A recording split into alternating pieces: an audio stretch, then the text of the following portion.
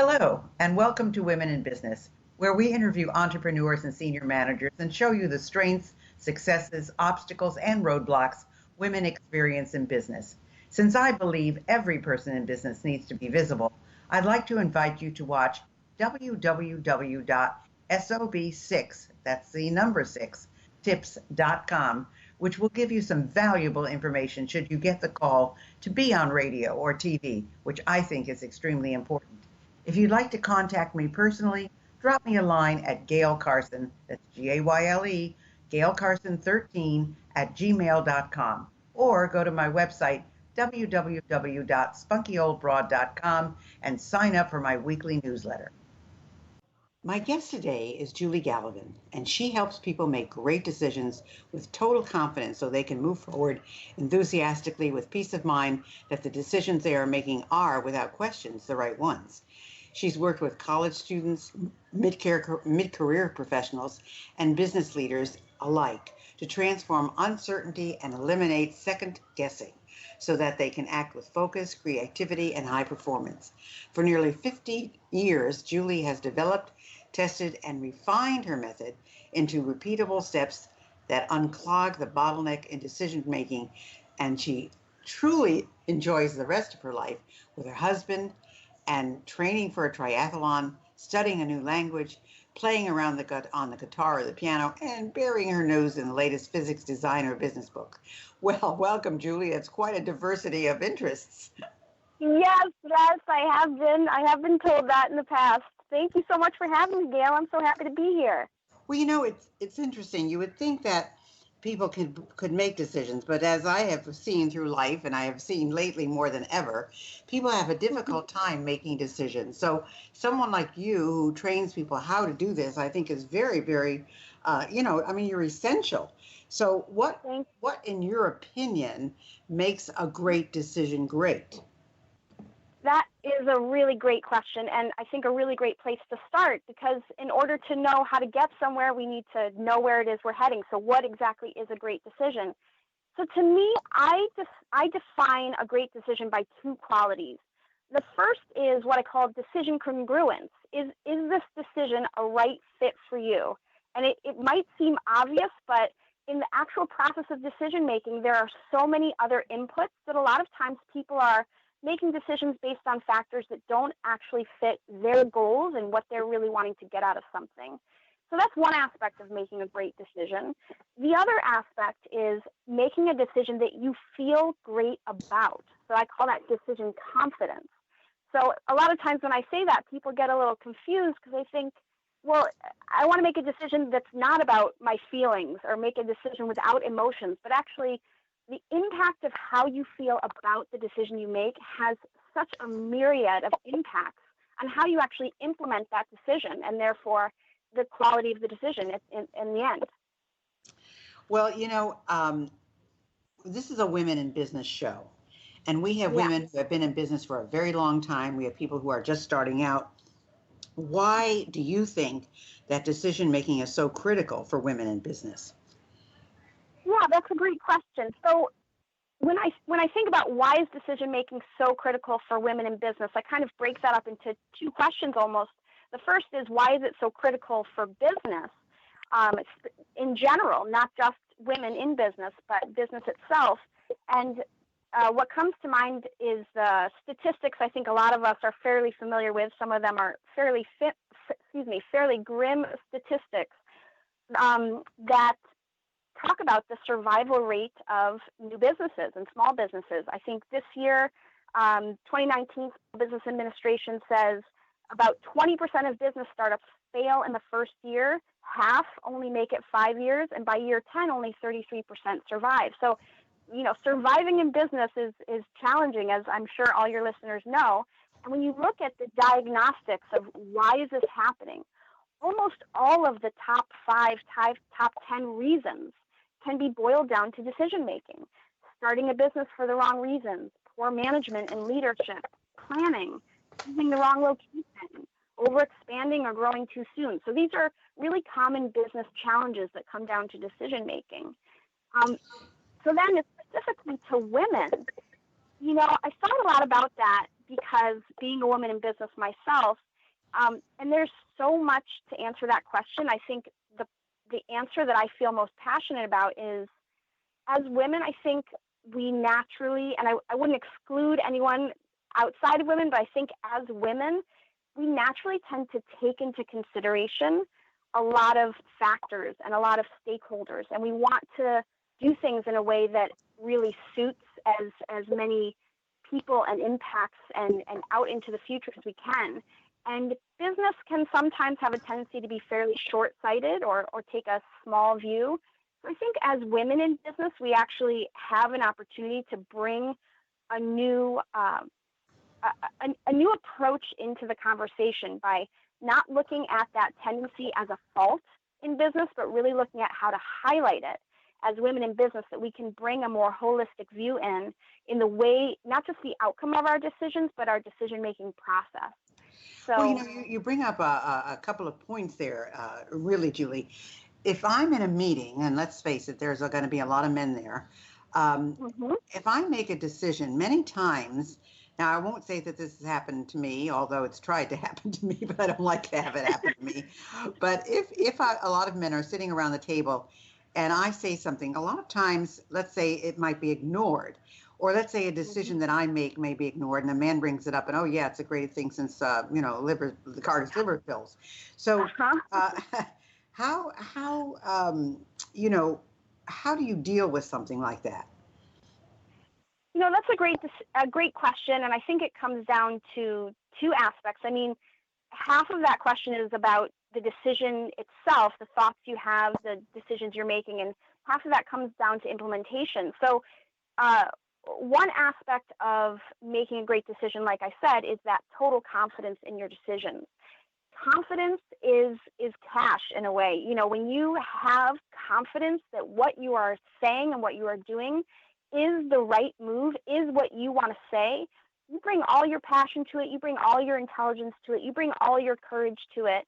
And so if somebody brushes you off, it doesn't affect you in the same way. You're able to be creative and resourceful in that moment and bring it back in and be consistent. And ultimately, with that level of confidence and the courage that inspires, it allows you to kind of keep bringing the contribution you have to make forward. And at the end of the day, if you're doing something well and doing something better than everybody else in the room, eventually it can't be ignored.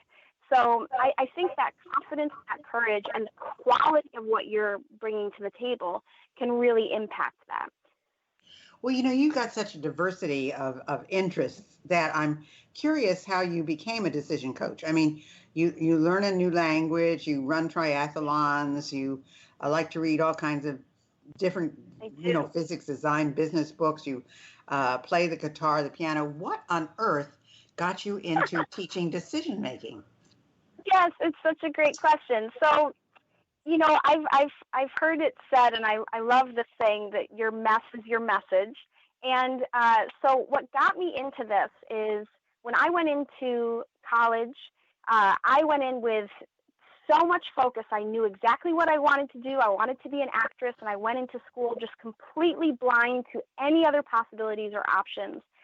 Then I went and I studied theater abroad and had this kind of epiphany, like mind-opening, world-expanding experience that I kind of saw outside kind of the bubble of the, lovely suburban upbringing I had, and I really was open to the world.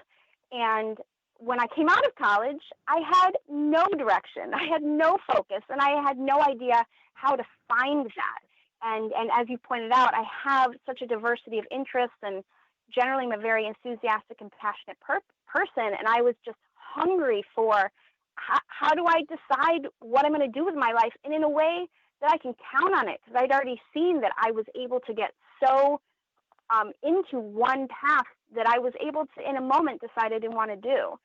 So that really got me studying how do I make a decision? How do I get clear? And how do I do it to the point where I can be truly confident that it's what I want to be doing? And all those diversity of interests you identified are things that, believe it or not, that's the reduced list that it took me many, many years to reduce my interest down down to those and find a way to focus on the things that I love. So that's how I got into it. So it was a very kind of organic process. And once I discovered these techniques that worked for me, I just started sharing them, and they seemed to be working for other people as well. And then I honed and refined them, and it really all went from there. Wow. So tell us the secret. How do we develop total confidence and know that we're making the right decision? Yes, the secret that I took 15 years to figure out. And I'm so excited to be able to pass it on so nobody has to go through quite that much searching. To me, the secret, so I'll actually start with a lot of times when people are making decisions, there's that old favorite, the pros and cons approach, which is classic. It goes way back in human history. There's that famous Charles Darwin had a pros and cons list for whether or not he was going to marry his beloved. So it's a tried and true process, but there's some limits to pros and cons, and a lot of decision making out there which focuses on the options in front of you. So that is only going to get you so far, and it's not necessarily going to lead you to that confident decision. The secret to making a confident decision is actually addressing all of the things that are important to you, all of the factors that are bumping up in your mind. Now, when I first say that, a lot of people bristle and get overwhelmed and think, oh gosh, here I am overthinking, second guessing, overanalyzing, and you're telling me you want me to address everything. And what I would say to that is the issue is not how many things we're trying to address in a decision. It's how we're processing that information that makes it feel like overanalyzing or analysis paralysis. So in the process that I've developed and teach people, it's like a way to take, I liken it to eating like a 12-inch submarine sandwich. You can't put the whole thing in your mouth and chew it at once. You have to find a way to get it into bite-sized pieces. So when that's you're what they able say about elephants. They say about elephants, you can only eat an elephant one bite at a time. Exactly. So when you're able to process your thoughts about a decision one bite at a time, that analysis paralysis will turn into effectively processing each nugget. And when you do that, what's left is total confidence. I have factored everything in. This is the right decision for me. And now we're not actually making our decisions based on the options we see in front of us, but we're making our decisions based on our creativity and our problem-solving ability to come up with a path forward that actually suits us to the fullest, whether it's your business or in your life. So that's the secret. Take everything into account, one bite at a time. So what do you help people with so they if they can't or don't do it on their own? I mean, first of all, why do people come to you? Who are the people that come to you? Are they people who are everyday people in their own lives? Is it business people? Is it, how do they find someone like you? Yeah, so for the last decade or so, I've been in a fairly small corner of the world running everything by word of mouth. And so what's happened as a result of that is I have people across the full spectrum. So I have on one end, the college student who's trying to figure out what are they going to do with their lives, or even I have this one young lady I've worked with for many years. It's been so rewarding to see. When she first came to me, it was, what do I do about my major, and do I even want to stay in college? And then as she graduated, it was, what do I want to do with my life? And then I also get, high-powered CEOs making big business decisions about how to deal with management of, different offshoots of different aspects of their business and everywhere in between. So decision making is fairly universal. It's kind of what we are. We are walking, talking decision making machines. So it really is something I think that everybody can benefit from, and that's kind of who's come to me over the years. So what are some of the costs of not making good decisions, Julie? I mean, I can think of a lot of them in companies and corporations, but what are some of the costs of not making good decisions because you don't have total confidence in what you're doing? Yes, and as soon as I hear you say I can think of a lot of them, I want to hear everything you can think of, because we all, I think when we hear that question, there's this visceral gut response because we all have a litany of decisions we've made in the past that we can feel the impact of that cost. So depending on what the decision is, I mean, the stakes can be as high as stakes can be. The cost of not making a great decision can be your business or your marriage or your health. But that really speaks to, what are the stakes of the particular decision in front of you.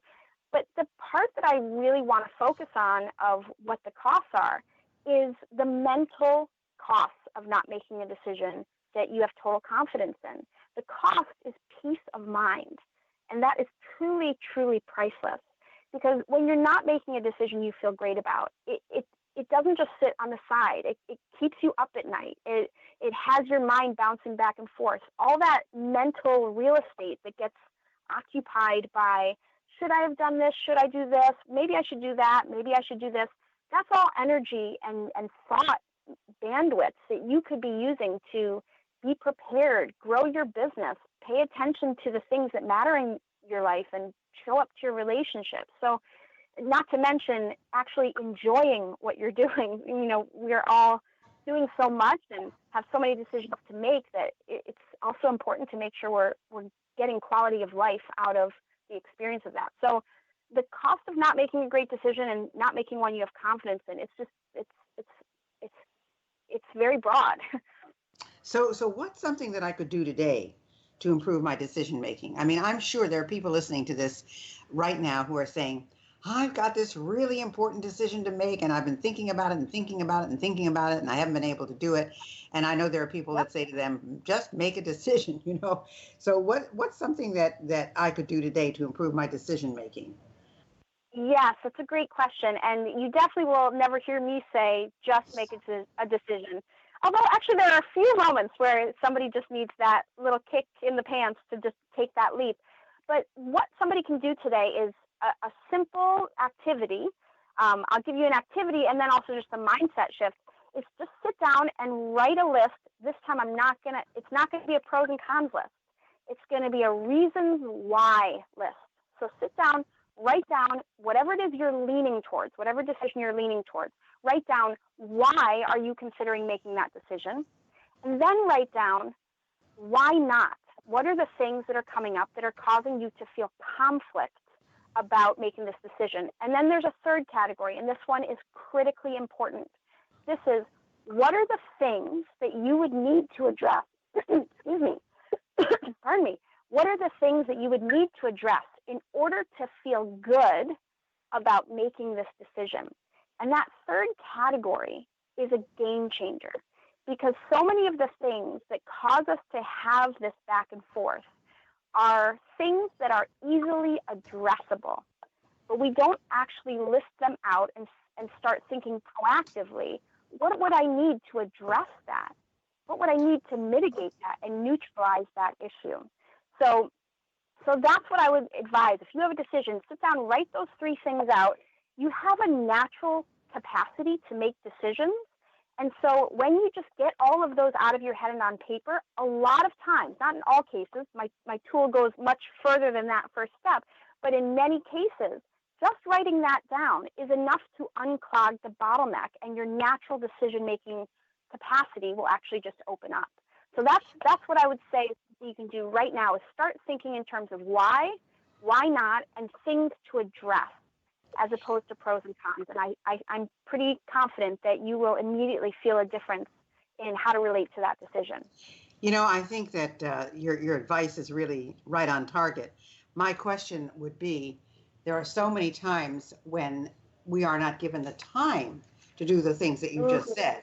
And especially when you're under somebody else's thumb, it makes it difficult to say, okay, I'm going to go make this whatever list, or I'm going to sit down, I'm going to think, I'm really going to parcel this out and see what the best decision is, because many times you don't have the time to do that. But if there was one message that you would be able to give to the listeners on how to get more out of their lives or business, what do you think it would be?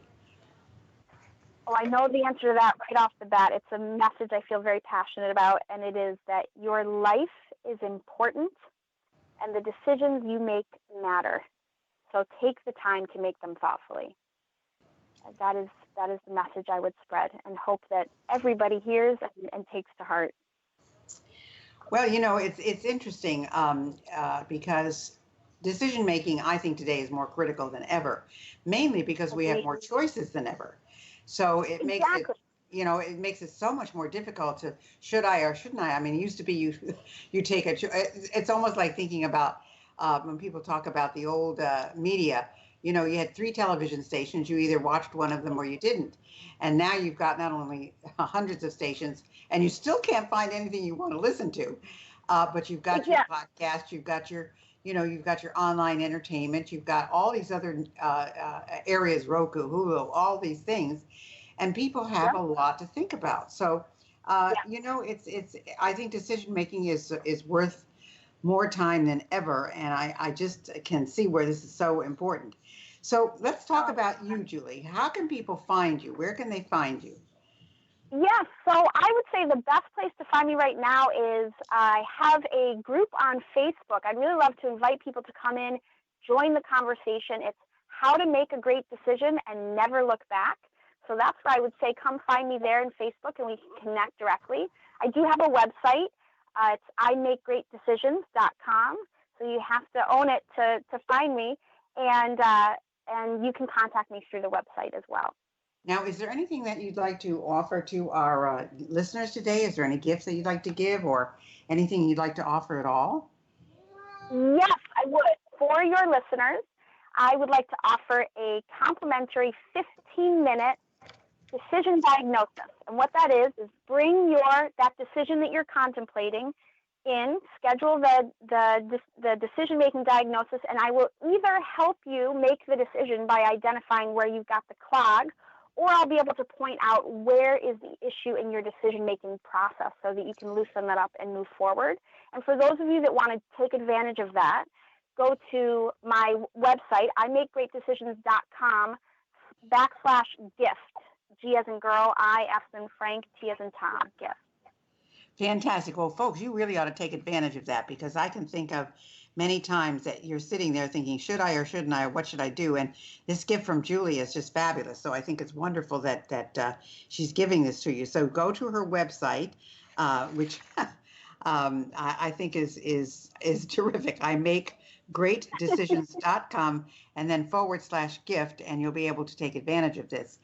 Now, when we're finishing up, because we've got just a few minutes left, Julie, are there things that we haven't touched upon that are really, really important for our listeners to know about making great decisions? Well, I think you brought up an excellent point that I didn't speak to yet, which is that sometimes we don't have time to make that more thoughtful decision, and sit down and make those lists I was talking about. So I do want to speak to that because it is important as well. And that's recognizing that over time, you can invest in building more and more clarity for yourself about your motivations, your fundamental reasons, your personal clarity. The more clear you are about who you are and what you're about and what you want out of life or what you want out of your business, the more that those reasons why are tip of your tongue because you have that big picture clarity.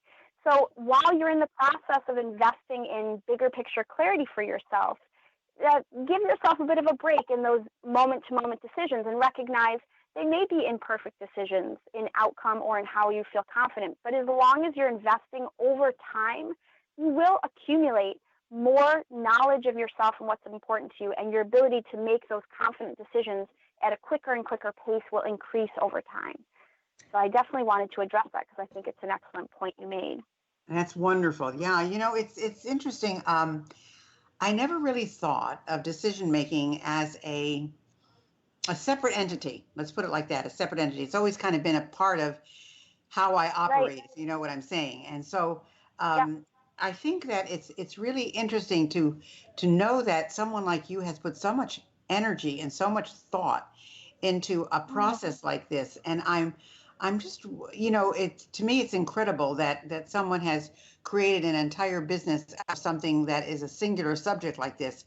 And that's what I want you folks who are listening to pay attention to.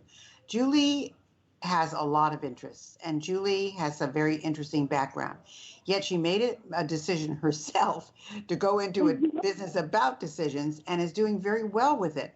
So don't hesitate. If there's something you want to try, if there's something you want to do, go ahead and do it. And if you're having trouble making that decision or making that choice, then get in touch with Julie. Now, I want to give her website one more time. It's Julie Gallivan, first of all, her name. Her website is imakegreatdecisions.com. And if you want her gift of a 15-minute consult where she'll help you with the decision you're trying to make, imakegreatdecisions.com/gift. I want to thank you so much for being with us, Julie. This has been really an enlightening conversation because I would never have thought about decision making as something that is a subject on its own. So you've really taken me to a new level. So I hope that your future holds a lot for you, and that you really help people in all walks of life with all kinds of decision making. So I want to thank you again for being with us. Thank you so much. Thank you, Gayle, so much. I really appreciate you creating this wonderful forum for women in business to continue to grow. It's a true honor to be invited. Thank you so much. Thanks for listening to Women in Business. I hope you enjoyed today's show. And if you have any suggestions as to who you'd like me to have as a guest, just email me at gaylecarson13@gmail.com. Be sure to check out www.sob6tips.com. And in the meantime, go to www.spunkyoldbroad.com to see the resources I have for you.